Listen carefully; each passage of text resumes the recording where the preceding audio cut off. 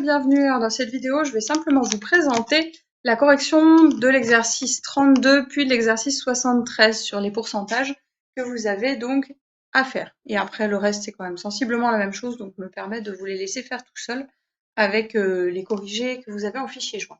Alors, pour le 32, c'est assez simple, vous n'avez aucun contexte. On vous demande simplement de donner le taux d'évolution global quand vous avez deux évolutions successives. Donc la première question qui vous est posée, c'est j'ai une augmentation de 45%, puis une augmentation de 70%. Donc là, ici, pour l'exercice 32, la première question, vous avez donc une valeur initiale qui est non connue. D'accord. Cette valeur initiale, vous l'augmentez en premier de 45%, ici. Donc augmenter de 45% ici.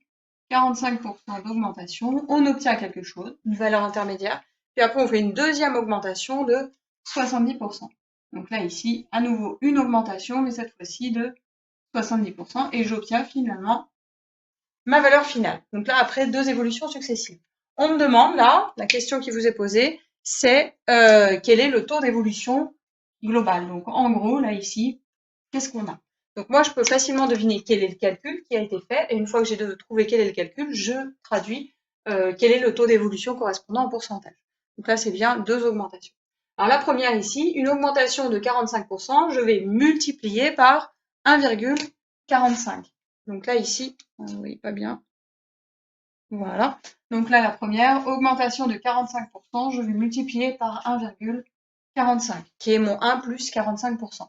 Là, ici, ma deuxième augmentation de 70%, je vais multiplier par 1,70. Finalement, qu'est-ce que j'ai fait au total? Là, ici, je vais avoir multiplié par 1,45, puis par 1,70. D'accord? Donc là, qu'est-ce que je peux faire? Je peux me demander combien font 1,45 fois 1,70 pour voir quel est le coefficient multiplicateur global. Alors la rédaction qui est attendue, c'est simplement, vous mettez le coefficient multiplicateur global, ici, est égal à 1 plus 45%, le calcul que j'ai fait donc en premier, qui multiplie 1 plus 70%. Là, ici, on ne s'amuse pas à calculer ça de tête, ça n'a aucun intérêt ici. Vous prenez votre calculatrice. Sur votre calculatrice, vous tapez 1,45 qui multiplie 1,70 et vous obtenez 2,465. Donc là, ici, 2,465. Très bien. Alors, ça ne veut pas dire que j'ai une augmentation de 2,465%, ni même que j'ai une augmentation de 246%. D'accord? Là, ici, c'est un coefficient multiplicateur. Donc là, ce que vous devez imaginer, c'est que votre coefficient multiplicateur, déjà, il est plus grand que 1. Donc, ça va être une augmentation. D'accord? Mais de combien? Alors là, je vous rappelle que le coefficient multiplicateur, à chaque fois, pour une augmentation, pour le calculer, c'est toujours 1 plus le taux d'augmentation. D'accord? Ça donne le coefficient multiplicateur. Donc, pour retrouver mon taux d'évolution ici, il faut que j'enlève le 1. Donc, je vais faire 2,465 moins 1, un petit peu ce qui reste, 2,465 moins 1, et une fois que j'aurai obtenu ça, donc 1,465, ça me donne pas encore le taux d'augmentation, ça me donne simplement le pourcentage, donc si je veux l'obtenir vraiment sous forme de pourcentage, je multiplie par 100 ici. Donc là, ce que vous allez obtenir, c'est 146,5. Même chose, vous pouvez le faire sur votre calculatrice. Donc, il n'y a pas de difficulté particulière. Donc, après, vous n'oubliez pas votre phrase de conclusion. Donc, c'est une augmentation globale. Donc, globale, ça veut dire au total, de là jusque là, peu importe les intermédiaires. C'est une augmentation globale de 146,5%. Ce qui veut dire que ça a plus que doublé là, hein. C'est vraiment beaucoup. En même temps, ça a été multiplié par plus de 2. Donc là, on fait bien attention. L'erreur à ne pas faire, c'est d'ajouter les taux d'augmentation. D'accord? Ça, c'est interdit. Simplement parce que là, vous faites 45% de la valeur initiale, mais là, vous faites plus 70% de cette valeur intermédiaire. Ça ne porte pas sur la même chose, le pourcentage, donc on ne les ajoute pas. Comme si on n'avait pas la même unité. D'accord? Donc surtout, on n'ajoute pas. Alors pour la deuxième, vous avez d'abord une diminution de 13,4%. Là, si vous avez bien compris ça, vous êtes capable vraiment de faire deuxième tranquillement, hein. Il y a vraiment plus de difficultés. Alors simplement, Donc pour le deuxième, je ne vais pas remettre là tout le schéma. Le schéma, vous l'avez bien. Normalement, il n'y a pas de souci. Hop. Je vous conseille quand même de le refaire à chaque fois, ça aide. Le coefficient multiplicateur pour le deuxième, donc une diminution d'abord de 13,4%. Donc diminution de 13,4%, ça veut dire que vous allez faire 1 moins 13,4%. Donc là, 1 moins 13,4%. Ensuite, suivi d'une augmentation de 5,8%. Donc là, ici, qui multiplie 1 plus 5,8%. Donc là, ici, d'abord une baisse, ensuite une augmentation. Alors au passage, vous voyez, vu que c'est une multiplication, qu'on fasse dans un sens ou dans l'autre, ça ne change rien. Donc, si je commence par mon augmentation et qu'après je fais ma baisse, ça ne devrait rien changer au résultat final. Alors vous reprenez votre calculatrice ici, et puis vous tapez votre petit calcul, 1 moins 13,4 sur 100, qui multiplie 1 plus 5,8 sur 100, et vous obtenez 0,916228. Alors là, moi, ce que je vous conseille, dans tous les cas, c'est à chaque fois de donner 4 chiffres après la virgule pour être sûr, si vous arrondissez. Là, je tombe quand même sur quelque chose, je peux l'écrire en entier, il y a 6 chiffres. Donc 6 chiffres, ça se fait quand même assez bien, je peux l'écrire, je vais me permettre de l'écrire. Mais si vous devez faire des arrondis, vous arrondissez bien à 4 chiffres après la virgule pour pouvoir après faire... quand vous allez multiplier par 100, pour quand même garder 2 chiffres après la virgule. Donc 916, 228. Hop, ok. Donc là, après, même méthode. Alors là, je vois au passage que mon coefficient multiplicateur est plus petit que 1. Donc globalement, j'aurai une diminution. Donc je reprends mon coefficient multiplicateur 0,916, 228, moins 1 fois 100. Je tape ça sur ma calculatrice à nouveau. Et normalement, il n'y a pas de difficulté.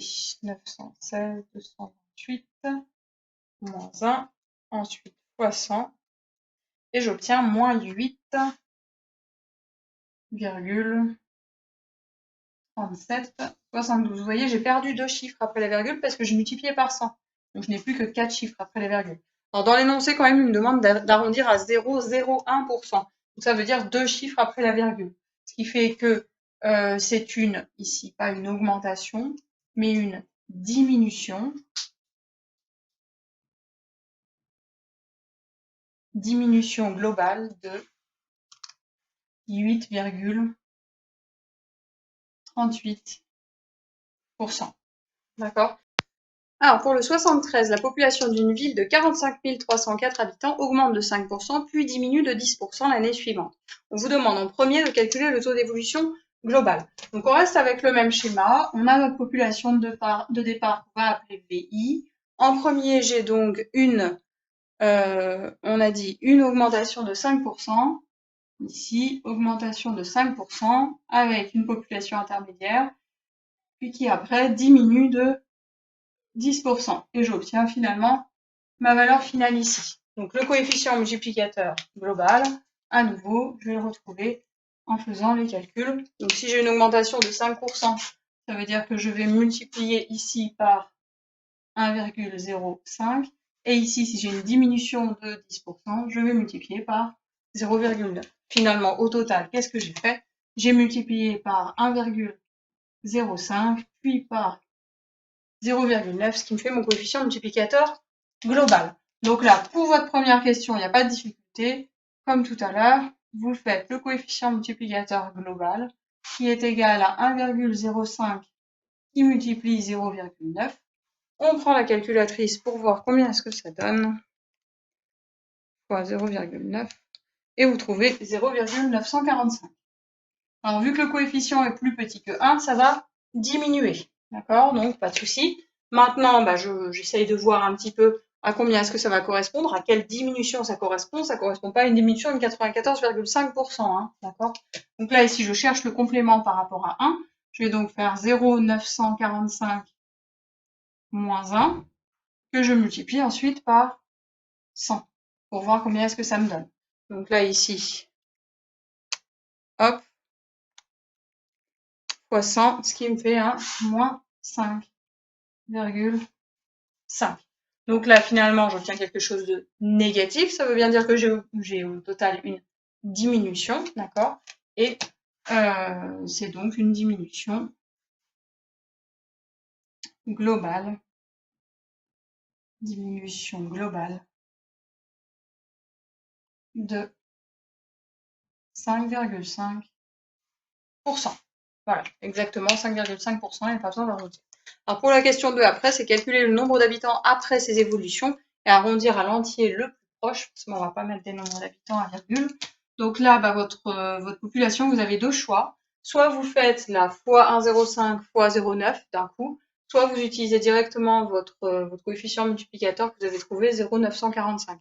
Moi, je vous conseille, ça c'est un calcul que vous avez fait, vous vous êtes peut-être trompé, d'accord? Donc moi, ce que je vous conseille, c'est de bien reprendre les coefficients multiplicateurs là, des données de l'énoncé. Au moins, vous êtes sûr de partir de quelque chose qui est correct. Donc là, vous avez au départ une population de 45 304 habitants proposés. On va donc multiplier par 1,05 parce qu'on augmente de 5%, puis qu'on multiplie ensuite par 0,9 parce qu'on a une baisse de 10%. Et ensuite, on prend la calculatrice pour voir combien est-ce que ça donne. Donc là, c'est pareil, hein, c'est pas des calculs qu'on va vous demander de faire de tête. Ça n'apporte absolument rien. 304 qui multiplie. Hop. Ça vous fait 42 812,28. Donc là, le virgule 28, bien sûr, on ne va pas l'écrire. Donc 42 812, on va quand même mettre environ 42 812. Et là, on n'oublie pas la petite phrase de conclusion. Le nombre d'habitants après ces évolutions est de 42 812 habitants environ. Voilà. Donc là, normalement, il n'y a vraiment pas de difficulté sur les évolutions successives et vous pouvez sans problème faire le 81 et le 79 de la même page. Donc page 264. Vraiment, c'est des choses assez simples que vous devez maîtriser. Hein. C'est des choses pour lesquelles vous pouvez être, auxquelles vous pouvez être confronté rien que sur une facture dès que vous allez être tout seul. Donc voir un petit peu comment évoluent vos factures, par exemple.